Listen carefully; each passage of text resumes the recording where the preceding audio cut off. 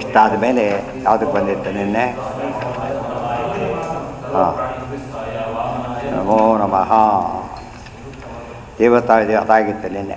ಅರಣ್ಯೋರ್ಯ ಜಾತವೇದ ಅಂದರೆ ಗುರು ಶಿಷ್ಯ ಜ್ಞಾನ ಅನ್ನೋದು ಅಗ್ನಿ ಅರಣ್ಯಗಿಡಬೇಕು. ಗುರು ಅರಣಿ, ಶಿಷ್ಯ ಅರಣಿ, ಎರಡು ಅರಣ್ಯ ಇಲ್ದವ್ರಿಗೆ ಜ್ಞಾನ ಬರೋದಿಲ್ಲ. ಅದು ಪಾಠ ಪ್ರವಚನ. ಅದು ಸುಮ್ಮನೆ ಇಬ್ಬರು ಕೂತಿದ್ದಾರೆ, ಶಿಷ್ಯ ನಿದ್ದೆ ಹೊಡಿತಾರೆ, ಗುರು ನಿದ್ದೆ ಹೊಡಿತಾರೆ, ಬರೋದಿಲ್ಲ. ಏನಾಗಬೇಕಾದ್ರೆ ಸಂಧಾನ, ಅವ್ರು ತಮ್ಮ ಆ್ಯಕ್ಟಿವೇಟ್ ಆಗಬೇಕು. ಹೇಳೋದಕ್ಕೆ ಆಚರಣೆ ಕಿವಿ ಕೊಡ್ಬೇಕಂತ ಎಲ್ಲೋ ನೋಡ್ತಾ ಕೂತ್ಕೊಂಡ ಹೋಯ್ತು ಮತ್ತೆ.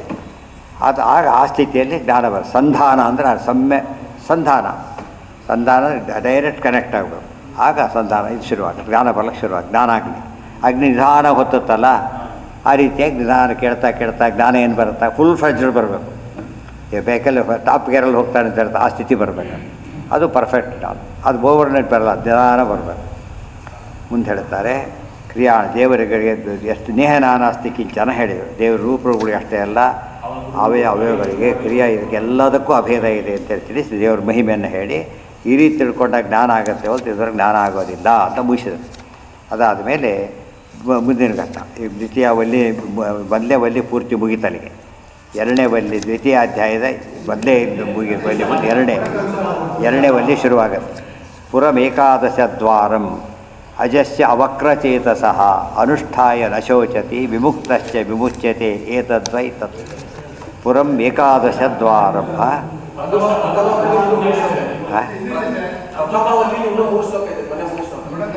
ಆಯ್ತಲ್ಲ. ಮೂರಿದೆ ನೋಡಿ, ಅಲ್ಲಿ ಏನಿದೆ? ಯಥೋದಕಂ ಶುದ್ಧೇ ಶುದ್ಧ ಮಾಸಿಕ್ತಂ ತಾದೃಗೇವ ಭವತಿ ಇದಂ ಮುನಿ ಏವಂ ಮುನಿರ್ವಿಜಾನತ ಆತ್ಮ ಭವತಿ. ಅವತ್ತು ಒಳ್ಳೆ ದೃಷ್ಟಾಂತ ಕೊಟ್ಟಿದ್ದಾರೆ. ಅಭೇದ ಬರೋ ಚಾನ್ಸೇ ಇಲ್ಲ. ಅವ್ರೇನು ಒಂದು ಕಡೆ ಉಪನಿಷತ್ತು ಹೇಳುತ್ತೆ ಏನಂತ? ಎಲ್ಲ ನದಿಗಳು ಸಮುದ್ರ ಸೇರಿಬಿಡುತ್ತೆ, ಸಮುದ್ರ ಏವ ಭವತಿ ಅಂತ ಓದಿರ್ತಾರೆ. ಸಮುದ್ರ ಆಗಿಬಿಡುತ್ತೆ ಆಮೇಲೆ ಅಂತ ಆ ರೀತಿ ಅರ್ಥ ಮಾಡ್ತಾರೆ. ಅದೇ ಉಪನಿಷತ್ತು ಒಂದು ಕಡೆ ಹೇಳ್ತಾ ಇದೆ. ಈಗ ತಂದಕ್ಕೆ ತಾನೇ ವ್ಯಾಖ್ಯಾನ ಮಾಡ್ತಾ ಇದೆ ಉಪನಿಷತ್ತು. ಏನಂತ? ಯಥಾ ಉದಕಂ ಶುದ್ಧೇ ಶುದ್ಧ ಮಾಸಿಕ್ತಂ ತಾದೃಗೇವ ಭವತಿ. ಒಳ್ಳೆ ಮಣ್ಣು ನೀರಲ್ಲಿ ಇನ್ನೊಂದು ಕೊಡ ಹಾಕಿದ, ಏನಾಯ್ತು? ಅದು ಮಣಿ ನೀರಾಯಿತು. ಇಷ್ಟು ದೃಷ್ಟಾಂತನೇ ಹೊರತು ಅವ್ರ ಪ್ರಕಾರ ಅದೇ ನೀರಾಗುತ್ತೆ ಅಂತ. ಅದೇ ನೀರಾಗಿದ್ದರೆ ಒಂದು ಲೋಟ ನೀರಿಗೆ ಒಂದು ಲೋಟ ನೀರಾಕಿದ್ರೆ ಒಂದೇ ಲೋಟ ಇರಬೇಕಂತೆ. ಹಾಗಿಲ್ವಲ್ಲ, ವೃದ್ಧಿ ಪ್ರದರ್ಶ್ಯತೆ, ವೃದ್ಧಿ ಕಾಣುತ್ತೆ ಅಂದರೆ ಅದು ಹೇಳಿದ ಮಾತಿಗೆ ತಾನೇ ಕೊಟ್ಟ ಉತ್ತರ ಇದು. ಇದೆಲ್ಲ ಆಚಾರ್ಯ ಜೋಡಿಸ್ತಾರೆ. ಏನೋ ಕಲ್ಪನೆ ಮಾಡಿ ಹೇಳಿದ್ದಲ್ಲ, ಅದರ ಬಾಯಿಂದ ಅದಕ್ಕೆ ವ್ಯಾಖ್ಯಾನ. ಈಗ ಉದಾಹರಣೆಗೆ ಶುದ್ಧ ನೀರಿದೆ, ಕುಡಿಯೋ ನೀರಿತ್ತು, ಕುಡಿಯೋ ನೀರು ಇನ್ನೊಂದು ಲೋಟ ಹಾಕಿದ, ನೋ ಪ್ರಾಬ್ಲಮ್. ಯಾವುದೋ ಒಂದು ತಾರಿನ ನೀರು ಹಾಕಿಬಿಟ್ಟ, ಹೋಯ್ತು, ಕೆಟ್ಟೋಯ್ತು. ಇಲ್ಲಿ ಹೇಳಿದ್ದೇನು? ಶುದ್ಧವಾದ ಪರಮಾಣಾತ್ತರ ಸೇರಿದ ಮೇಲೆ ಜೀವ ಏನಾಗ್ತಾನೆ? ಈಗ ಶುದ್ಧನಾಗಿರ್ತಾನೆ ಅಷ್ಟೇ ಹೊರತು ಅವನೇ ಆಗಲಿಲ್ಲ, ಶುದ್ಧನಾದ. ಈಗ ಸ್ನಾನ ಮಾಡಿದ ತಕ್ಷಣ ಶುದ್ಧನಾಗ್ತಾನಲ್ಲ, ದೇವರ ಹತ್ರ ಹೋದರೆ ಶುದ್ಧನಾಗಿರ್ತಾನೆ, ಯಾವ ಕೆಡಕು ಅವಕಾಶ ಇಲ್ಲ. ಇಷ್ಟೇ ಅರ್ಥ ಅದಕ್ಕೆ. ಇದೇ ಉಪನಿಷತ್ತಿನ ಮಾತು. ಮತ್ತೆ ಅದನ್ನು ಯಾಕೆ ಅರ್ಥ ಮಾಡೋದಿಲ್ಲ? ಅದಕ್ಕೆ ನದಿ ಸಮುದ್ರ ಸೇರಿದ ಮೇಲೆ ಏನಾಯ್ತದೆ? ಈಗ ನದಿ ಎಂಬ ಕದಿ ಕಾಣ್ತಾ ಇಲ್ಲ ಅಷ್ಟೇ ಹೊರತು ಏನಾಗಿದೆ ಅದೀಗ? ನದಿಯಾಗಿ ಇದೆ, ಕಾಣ್ತಾ ಇಲ್ಲ ಅಷ್ಟೇ. ಅದು ಗುರುತಿಸೋಕ್ಕಾಗೋದಿಲ್ಲ. ಅಷ್ಟೇಳಿದ್ದೆ ಹೊರತು ಸಮುದ್ರನೇ ಆಗಿಲ್ಲ. ಹಾಗಿದ್ರೆ ಸಮುದ್ರ ಆಗ್ತಾ ಹೋಗಿದ್ದರೆ ಸಮುದ್ರ ಏನಾಗಬೇಕಾಗಿತ್ತು? ಹಾಗೆ ಇಷ್ಟೊತ್ತಿಗೆ ಈ ಅನಾದಿ ಕಾಲದ ಒಂದು ಸಮುದ್ರ ಇರೋದು ಬರೀ ಎಲ್ಲ ಸಮುದ್ರನೇ ಆಗಿಬಿಡ್ತಾ ಇತ್ತು. ಆಗಿಲ್ಲ, ಯಾವುದೇ ಇದೆ. ಅದು ನೀರು ಬಂತು, ನದಿ ಮತ್ತೆ ಯಾವಾಯಿತು ಬಂತು. ನದಿ ನೀರು ಬಿಡೋದೇ ಇಲ್ಲ. ಸಮುದ್ರ ನೀರು ಇದೆಯಲ್ಲ, ಅದು ಮಳೆ ಮೋಡ ಬಿಡೋದು ಅಲ್ಲೇ ಬಿಡಿಸೋದು. ಈ ನದಿಯಿಂದ ಅಲ್ಲಲ್ಲೇ ಬಿಡೋದು. ನೀರು ಬಿಟ್ಟರು ಕೂಡ ಈ ಏರಿಯಾಗೆ ಬಿಡ್ತಾರೆ, ಈ ಏರಿಯಾಗೆ ಬಿಡೋದಿಲ್ಲ ಅಂತ ಹೇಳ್ತಾರಲ್ಲ, ಅಲ್ಲಿ ಮಾತ್ರ ಹೋಗೋದು, ಏರಿಯಾಕ್ಕೆ ಹೋಗೋದಿಲ್ಲ. ಅದು ಯಥೋದಕಂ ಏನು? ಹೌದು ಹೌದು, ಅದು ಮಾಡ್ತಾರೆ. ಯಾರು ಮಾಡ್ತಾರೆ?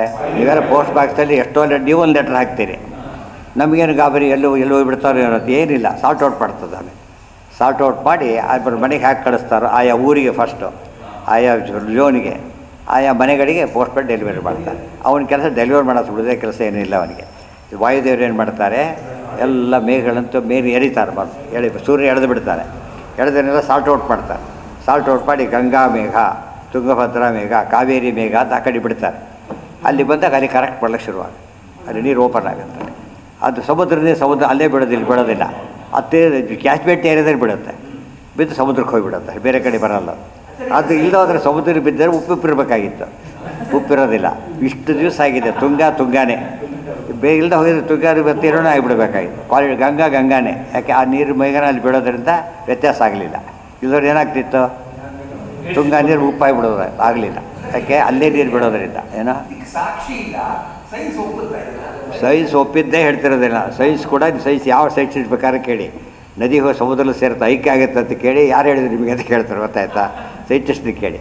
ಅಲ್ಲಿ ಹಾಗೇ ಇರುತ್ತೆ, ನಮಗೆ ಗೊತ್ತಾಗೋದಿಲ್ಲ. ಅದು ಮಿಕ್ಸ್ ಆದಮೇಲೆ ನಮಗೆ ಗೊತ್ತಾಗೋದಿಲ್ಲ. ಅದಕ್ಕೊಂದು ದೃಷ್ಟಾಂತ ಕೊಟ್ಟಿದ್ದಾರೆ ಆಚಾರ್ಯರು. ಅಗಸ್ತ್ಯರೆಲ್ಲ ತೀರ್ಥಯಾತ್ರೆ ಮಾಡ್ಕೊಂಬಂದರು. ಎಲ್ಲ ನದಿ ನೀರು ಸ್ವಲ್ಪ ಹಾಕ್ಕೊಂಬಂದ್ರು. ಅದರ ಎಲ್ಲ ಇದೆ ಅಂತ ಹೇಳಿದರು. ನಾವೇನು ಮಾಡಿ ಸುಳ್ಳು ಹರಿದ್ವಾರಕ್ಕೆ ಹೋದಾಗ ಎಷ್ಟೋ ಜನ ಬರೀ ತುಂಬಿಟ್ಟಿರ್ತಾರೆ. ತುಂಬ ಜನ ಬಂದಾಗ ಎಲ್ಲರೂ ಹಾಗೆ ಮಾಡೋದಿಲ್ಲ. ಮೋಸ ಮಾಡಲಿಕ್ಕೆ ಕೊಟ್ಟು ಎಲ್ಲಿ ಬೇಕಾದ್ರೂ ಮಾಡ್ಬೋದು. ಗಂಗಾಧರ ತಂದು ಬಿಡ್ತಾನೆ. ಅಲ್ಲಿ ಹಾಗಲ್ಲ. ನೀವು ಸುಳ್ಳು ಹೇಳ್ತೀರಿ ಅಂತ ಯಾಕೆ ಕೇಳಬಾರ್ದು ಅಂದರೆ, ತೆಗೆದಿಟ್ರಂತೆ ಎಲ್ಲದನ್ನು. ಇದು ಗಂಗಾ ನೀರು, ಇದನ್ನೇ ಕಾವೇರಿ ಎಲ್ಲ ತೆಗೆದಿಟ್ರದು. ಅದು ಆದರೆ ಊಟ ಮಾಡಿದ್ದೆಲ್ಲ ತೆಗೆದಿಟ್ರು ಅಂತ ಹೇಳೋದಿಲ್ಲ. ಬಾಯಾಗ ಹೋದೇ ತೆಗೆದ್ಲಕ್ಕೆ ಬರೋಲ್ಲ. ಊಟ ಮಾಡಿದ ಹಾಗೆ ಬಿಸಿ ಬಿಸಿ ಇರ್ತದೆ. ಮತ್ತೆ ಅದು ಜ್ಞಾನಿಗಳಿಗೆ ಸಾಧ್ಯ. ಅದು ಪ್ರಾಕ್ಟಿಕಲಿ ಗೊತ್ತಾಗುತ್ತೆ. ಈಗ ಅಲ್ಲೇನು ಊಟ ಮಾಡಿದ ಮೇಲೂ ಕೂಡ ಎಲ್ಲೆಲ್ಲಿಗೆ ಹೋಗೋ ವ್ಯವಸ್ಥೆ ಇದೆ, ಎಲ್ಲೆಲ್ಲಿಗೆ ಹೋಗೋದಿಲ್ಲ. ತಲೆನೋವು ಔಷಧಿ ಕೊಡ್ತಾರೆ, ತಲೆಗೆ ಔಷಧಿ ಕೊಡ್ತಾರಾ? ಇಲ್ಲಿಂದ ಕರೆಕ್ಟ್ ಅಲ್ಲಿಗೆ ಹೋಗುತ್ತೆ. ಅದು ಇವ್ರ ವ್ಯವಸ್ಥೆ ಅಷ್ಟೇ, ಪೂಲ ದೇವರದ ಕೆಲಸ. ಆ ರೀತಿ ಮಾಡದೆ ಹೋಗಿದ್ರೆ ಆ ಕೆಲಸ ಆಗ್ತಿದೆ. ದ್ವಾರಕಾದಲ್ಲಿ ಸಮುದ್ರದ ನೀರು ಉಪ್ಪು, ಮೇಲ್ಗಡೆ 5 ಬಾವಿ ಇದೆಯಲ್ಲ, ಆ ನೀರು ಉಪ್ಪಿಲ್ಲ. ಅದಕ್ಕೆ ಏನರ್ಥ? ಏನರ್ಥ ಅದಕ್ಕೆ? ಈ ನೀರೇ ಬೇರೆ, ಆ ನೀರೇ ಬೇರೆ. ಆದ್ದರಿಂದ ಇದು ಹಾಗೆ ಇದೆ, ಇದು ಹೀಗೆ ಇಲ್ಲಿ ನೋಡಿ. ಇಷ್ಟಾದ ಮೇಲೆ ಇದು ಅಂತ ಹೇಳ್ತಾರೆ, ಏವಂ ಮುನೇರ್ ವಿಜಾನತಃ ಆತ್ಮಾಭವತಿ ಗೌತಮ. ಹೀಗೆ ಜ್ಞಾನಿಯಾದವನಿದ್ದಾನಲ್ಲ ಜೀವ, ದೇವರ ಹತ್ರದ ಏನಾಗ್ತಾನೋ ಅವನು ದೇವರು ಶುದ್ಧ. ಇವನು ಈಗ ಅಲ್ಲಿ ಹೋದ ತಕ್ಷಣ ಶುದ್ಧನಾಗಿಬಿಡ. ಗಂಗಾ ಸ್ನಾನ ಮಾಡಿದವನು ಶುದ್ಧನಾಗಿ ಆಗ್ತಾನಲ್ಲ ಹಾಗೆ. ಇದು ದೇವರು ಮಹಿಮೆ ಹೇಳಿದ್ದಲ್ಲಿ. ಐಕ್ಯ ಆಗ್ತಾರೆ ಅಂತ ಹೇಳಲಿಲ್ಲ, ಮಹಿಮೆ ಹೇಳಿದರು. ವಿಜಾನತೋ ಮುನೇಹೇ ಆತ್ಮ ವಾಯುರಪಿ ತಾದೃಗೇ ಭವತಿ ನತು ಸಾಯೇವ ಭವತಿ ಕಿಮು ಅನ್ನೇ ಜೀವಾಹ. ಇನ್ನೊಂದು ಅರ್ಥ ಮಾಡ್ತಾರೆ ಅದಕ್ಕೆ. ಇನ್ನೊಂದು ಅರ್ಥ ಏನು? ಆತ್ಮ ಶಬ್ದಕ್ಕೆ ಅತಿ ಮುಖ್ಯವಾದ ಅರ್ಥ ವಾಯುದೇವರು ಅಂತೇಳಿ. ಯಾಕೆ ಜೀವೋತ್ತಮರಿಗೆ ಮೇನ್ ಅನಿಸ್ತಾ. ಎಲ್ಲ ಆಫೀಸರ್ ಆದರೆ ನಿಜವಾದ ಆಫೀಸರ್ ಮುಖ್ಯ ಆಫೀಸರ್. ಎಲ್ಲ ಆತ್ಮರು, ಆದರೆ ಅತಿ ಮುಖ್ಯ ಆತ್ಮ ಅಂದರೆ ಯಾರು? ವಾಯುದೇವರು. ಅವರೂ ಕೂಡ ಮುಕ್ತಿಗೆ ಹೋದ್ಮೇಲೆ ಏನಾಗ್ತಾರೆ? ವಾಯುದೇವರಾಗೇ ಇರ್ತಾರೆ, ಶುದ್ಧರಾಗಿರ್ತಾರೆ ಹೊರತು ಏನಾಗೋದಿಲ್ಲ, ಅವರು ದೇವರಾಗೋದಿಲ್ಲ. ಆಚಾರ್ಯ ಬರೀತಾರೆ ನೋಡಿ, ಸರ್ವೇಷಾಂ ಜ್ಞಾನಿನಾಮಾತ್ಮ ದೇವಾನಾಂಚ ವಿಶೇಷತಃ ಮುಕ್ತೋ ವಾಯುಶ್ಚ ಸಾದೃಶ್ಯಂ ಏವ ವಿಷ್ಣೋಸ್ತು ಗಚ್ಚತಿ. ಸಿಮಿಲಾರಿಟಿ ಹೊಂತಾರೆ ಹೊರತು ಸೇಮ್ ಆಗೋದೇ ಇಲ್ಲ. ನತು ತದ್ರೂಪತಾಂ ಯಾತಿ ಕಿಮ್ಮನ್ನೇ ದೇವಮಾನುಷಾಹ. ಇಂಥ ವಾಯುದೇವರಂಥ ಪರಿಶುದ್ಧರಾದವರೇ ದೇವರಾಗೋದಿಲ್ಲ ಅಂದಮೇಲೆ ಪರಮ ಅಶುದ್ಧರೆಲ್ಲ ದೇವರು ಹೇಗಾಗ್ತಾರೆ? ಇವತ್ತು ಕೋಟ್ಯಂತ ಅನಂತ ಜೀವರಿರಲಿ, ಒಬ್ಬ ದುಷ್ಟ ಇದ್ದರೂ ಕೂಡ ಏನಾಗಬಾರ್ದು, ಅವನು ದೇವರಾಗ ಸಾಧ್ಯ ಇಲ್ಲ. ಯಾಕೆ ದೇವ್ರ ಕಲ್ಯಾಣ ಗುಣ ಪೂರ್ಣ. ಅರ್ಥ ಆಯ್ತಾ? ಈ ದೃಷ್ಟಿ ಒಂದು ದೊಡ್ಡ ಇದರೊಳಗೆ ಚೆನ್ನಾಗಿ ಒಂದು ದೊಡ್ಡ ಸೇರಿಬಿಟ್ಟಿರ್ಬೋದು, ಆಯ್ತು ಅಷ್ಟೇ. ಎಲ್ಲ ಕೆಟ್ಟ ಹಾಳಾಗೋದು ಅಲ್ಲ. ವಾಯುದೇವರು ಅದಕ್ಕೆ ಒಂದು ಪದ ಹೇಳಿದ್ದಾರೆ. ಎಲ್ಲಿ ವಾಯು ಅಂತ ಹೇಳ್ತಾರೋ ಆ ಪ್ರಸಂಗದಲ್ಲಿ ನೋಡಿ ಬ್ರಹ್ಮ ಅಂತ ತಿಳ್ಕೊಳ್ಳಿ. ಬ್ರಹ್ಮ ಅಂತ ಹೇಳಿದಾಗ ವಾಯು ಅಂತ ತಿಳ್ಕೊಳ್ಳಿ. ಇಬ್ಬರು ಸಮಾದ್ರಿಂದ ಪ್ರಸಂಗ ನೋಡಿ ಅನ್ವಯ ಮಾಡಬೇಕು. ಇಲ್ಲೇನು ಹೇಳಬೇಕು? ಈಗ ವಾಯುದೇವರು ಮುಕ್ತರಾದ ಮೇಲೆ ಅಂದರೆ ಬ್ರಹ್ಮದೇವರಾದ ಮೇಲೆ ಅಂತ ಅರ್ಥ. ಹೌದೌದು, ಮುಕ್ತ ಬ್ರಹ್ಮದೇವರೇ. ಅಲ್ಲೂ ಕೂಡ ಸಾದೃಶ್ಯ ಇದೆ ಹೊರತು ಏನಾಗಲಿಲ್ಲ, ಅವರು ಐಕ್ಯ ಆಗಲಿಲ್ಲ. ಅದು ಕೊನೆಯ ವಾಕ್ಯ ಇದು. ಆಭಾಸ ನತು ತದ್ರೂಪತಾಮ್ಯಾತಿ ಕಿಮ್ಮನ್. ದೊಡ್ಡ ಗುಂಪಿದೆ, ಯಾರೋ ಹುಡುಗ ಒಳಗೆ ಹೋಗಿಬಿಟ್ಟ. ಗುಂಪಿನಲ್ಲಿ ಕಾಣಿಸ್ತಾ ಇಲ್ಲ ಅನ್ಬೇಕೆ ಹೊರತು ಐಕ್ಯ ಆಗಿಬಿಟ್ಟ. ಐಕ್ಯ ಆದ್ರೆ ಮತ್ತೆ ಸಿಗಬಾರ್ದು ಅವನು. ಹೋದಾಗ ಲೆಕ್ಕ ಆಗಿದೆಯಾ? ಹಾಗೆ ಹುಡುಗಿ ಹೋಗಿ ಕರ್ಕೊಂಡ್ಬಂದ್ರೆ ಅದು ಒಳ್ಳೆ ದೃಷ್ಟಾಂತ ಕೊಡ್ತಾರೆ. ನಮಗೆ ಗೊತ್ತಾಗಲ್ಲ. ಸಾವಿರಾರು ಗೋವುಗಳಿದೆ, ಕರುನ್ ಬಿಡ್ತಾರೆ. ಎಲ್ಲಿ ಹೋಗುತ್ತೆ? ಸೀದಾ ಸಾಯೋದು. ಅದು ಕರುಗೂ ಗೊತ್ತಿರೋ ಜ್ಞಾನ. ಅದು ಏನು ಗೊತ್ತಿದೆ ಕರುವಿಗೂ ಕೂಡ? ಪ್ರಾಣಿ. ನನ್ನ ತಾಯಿ ಐಕ್ಯ ಆಗಿಲ್ಲ, ಇಲ್ಲೇ ಇದ್ದಾಳೆ, ಸುಡ್ಕೊಂಡು ಹೋಗಿದೆ. ಇದು ಅರ್ಥ ಆದಮೇಲೆ ಕನ್ಫ್ಯೂಷನ್ ಬರಬೇಕಾದ್ರೆ ಕಾರಣನೇ ಇಲ್ಲ. ನತು ತದ್ರೂಪತಾಮ್ಯಾತಿ ಕಿಮ್ಮನ್ನೇ ದೇವಮಾನುಷಾಹ. ದೇವತೆಗಳು ಮನುಷ್ಯರು ಹಾಕ್ತವು. ದೇವಮಾನುಷರು ಒಂದು ಪದ ಅಲ್ಲ. ದೇವಾಶ್ಚ ಮಾನುಷಾಶ್ಚ ದೇವಮಾನುಷಾಹ. ಆಭಾಸಾಭಾಸ ರೂಪಾಸ್ತು. ಇವೆಲ್ಲ ಪ್ರತಿಬಿಂಬಗಳು. ವಾಯೋರ್ ದೇವಸ್ಯ ಸರ್ವಶಃ. ಆದ್ದರಿಂದ ಎಂದೂ ಐಕ್ಯದ ಪ್ರಶ್ನೆ ಇಲ್ಲ.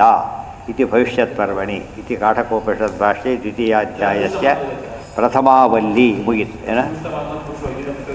ಇಲ್ಲ, ಹಾಗೆ ಹೋಗಿದೆ. ನಿನ್ನೆ ಆಯ್ತಲ್ಲ ಅದು. ಎಲ್ಲಿದೆ? ನಿನ್ನೆ ಆಯ್ತಾಗಲಿಲ್ಲ. ಅಂಗುಷ್ಟ ಮಾತ್ರ ಪುರುಷೋ ಜ್ಯೋತಿರಿವ ಅಧೂಮಕಃ ಈಶಾನೋ ಹೂತಹೋವ್ಯಶ್ಚ ಸಯೇವಾದ್ಯ ಸಬುಸ್ವಹ. ಒಟ್ಟಿಗೆ ಓದಿತ್ತು ಅದನ್ನು. ನಾಳೆ ಹೇಳೋದು ಗೊತ್ತಾಯ್ತು. ನಾಳೆ ಅದು ಕಟ್ಟಡ. ಸರ್ವೇಂದ್ರಿಯ ಪ್ರೇರಕೇಣ ಶ್ರೀಪ್ರಾಣಪತಿ ಯದವೋಚಮಹಂ ತೇನ ನೀಯತಾಂ ಕಮಲಾಲಯಃ.